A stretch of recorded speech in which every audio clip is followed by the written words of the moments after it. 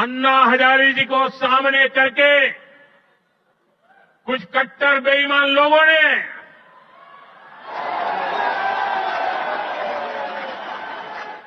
दिल्ली को आपदा में धकेल दिया।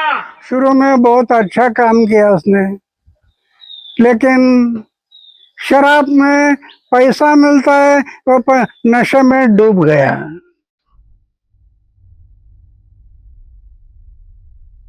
क्या है सत्ता और पैसा, लोगों को क्या करेगा कह नहीं सकते। उस टाइम पर ये भी बोल रहे थे कि हम सत्ता में आने से सरकार का तनख्वाह नहीं लेंगे, गाड़ी नहीं लेंगे, बंगला नहीं लेंगे, ये सब बोल रहे थे। अभी और पार्टी से भी इनके तनख्वाह ज्यादा है, तो ये ठीक नहीं है। सत्ता और पैसे के लिए ईमान खो देना ये ठीक नहीं। ये क्या सत्ता पैसा आज है कल नहीं, ईमान ईमान ही होता है। शुरू में लोकपाल के लिए हम लोग आंदोलन किया, वो भी साथ में थे, लेकिन सत्ता में जाने के बाद मेरे बाद में जो अनशन हुए, वो अनशन में कभी पता तक नहीं किया कि वो अनशन में क्या हो रहा है। पहले मैं देखता था इनके जीवन में ये गुण थे, लेकिन ये कुर्सी का क्या गुण धर्म है मुझे पता नहीं। ये कुर्सी में बैठने के बाद बुद्धि का पलट हो जाता है। लेकिन दो ये है, एक दिन अन्ना मेरे गुरु कहने वाले वो आज रास्ता छोड़कर जा रहे, इसका मुझे दुख हो रहा है। जब से मुख्यमंत्री बने तब से हमारी कोई बात नहीं, उनका रास्ता अलग हो गया। आज बंगला लिया, गाड़ी लिया, सब कुछ लिए, तो ये ठीक नहीं है। हम जुबान लोगों को दिया है, उसको बदलना ठीक। लोगों को मेरी विनती है, अपना वोट देते समय जिसको वोट देना वो आदमी कौन है उसको देखो। क्या वो आचारशील है, चारित्रशील है, निष्कलंक है, त्यागी है, समाज के लिए कुछ किया है, ऐसे लोगों को वोटिंग करो। मैं अभी तक कहा नहीं, लेकिन मेरे साथ में अरविंद केजरीवाल जब था, मैं कई सालों से उसको कह रहा था चरित्र को संभालो, आचार शुद्ध रखो, विचार शुद्ध रखो, जीवन निष्कलंक रखो, जीवन में त्याग करो।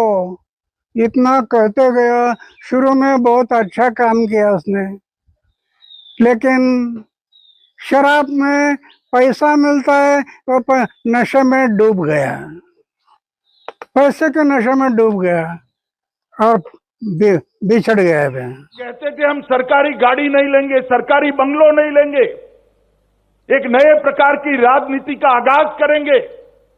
एक बंगलों से पेट नहीं भरा, दो बंगलों से पेट नहीं भरा, 3 बंगलों से पेट नहीं भरा, 4 बंगलों से पेट नहीं भरा, 50,000 गज एक शीश महल बनाया दिल्ली वासियों के 45 करोड़ के खर्चे से। और केजरीवाल जी आपको इसका हिसाब देना पड़ेगा, दिल्ली की जनता को हिसाब देना पड़ेगा। किसके पैसे से 6 करोड़ के डिजाइनर मार्बल लगाए आपने? किसके पैसों से 6 करोड़ के मोटराइज पर्दे लगाए? किन के पैसों से 70 लाख के खोलने के लिए खड़ा ना होना पड़े ऐसे ऑटोमेटिक दरवाजे लगाए? किसके पैसों से 16 स्मार्ट टीवी 64 लाख रुपए के लगाए? किसके पैसे से 50 लाख रुपए की कारपेट बिछाई गई? किसके पैसे से सजावटी पिल्लर 36 लाख के बनाए गए? दिल्ली वासियों को पानी देने का कोई हिसाब नहीं है। आपके 4 लोगों के परिवार के लिए 15 करोड़ का वाटर सिस्टम आपने लगाया केजरीवाल जी। दिल्ली की जनता इसका जवाब आपसे पूछ रही है। रिक्लाइनर सोफा और ढेर सारी सुविधाएं, इसमें से कुछ चीजें तो ऐसी है जिसका नाम ही मैंने तो पहली बार सुना। भैया ऐसा भी कहीं हो सकता है? और वो जब मुख्यमंत्री थे तब मैं कहता था उनको, एक बार ट्वीट भी किया था, हर वार्ड से 10 दिल्ली वालों को अपने घर पर चाय पिलाकर शीश महल दर्शन का एक बार कार्यक्रम बनाइए, तो दिल्ली की जनता को मालूम पड़ेगा कि उनका मुख्यमंत्री कितने बड़े भवन में रह रहा है। भाइयों बहनों, दिल्ली के इंफ्रास्ट्रक्चर के लिए जब काम करने का मौका मिला, 10 साल का मौका मिला, और उस वक्त उन्होंने क्या किया? उन्होंने अपना भवन बनाने का काम किया, इंफ्रास्ट्रक्चर की चिंता नहीं। केजरीवाल जी आए थे, आपको याद होगा, शीला जी की सरकार थी, आपको याद है? वो दिल्ली याद है आपको?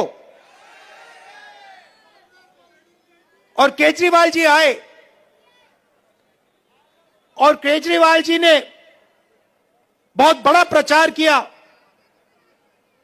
दिल्ली को मैं साफ कर दूंगा, भ्रष्टाचार मिटा दूंगा,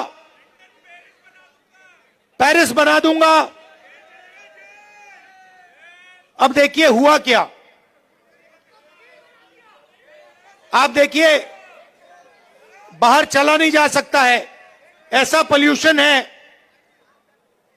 बाहर चला नहीं जा सकता है, आधे लोग बीमार रहते हैं, कैंसर बढ़ रहा है, पोल्यूशन बढ़ता जा रहा है, महंगाई बढ़ती जा रही है। और उन्होंने कहा था कि भ्रष्टाचार को अरविंद केजरीवाल जी मिटाएंगे। अब आप बताइए, दिल्ली में अरविंद केजरीवाल जी ने भ्रष्टाचार मिटाया क्या? मिट गया। तो जैसे प्रचार नरेंद्र मोदी जी करते हैं मीडिया का, झूठे वायदे, एक के बाद एक, एक के बाद एक, एक के बाद एक झूठे वायदे, वैसे ही स्ट्रेटेजी केजरीवाल जी की है। कोई फर्क नहीं है।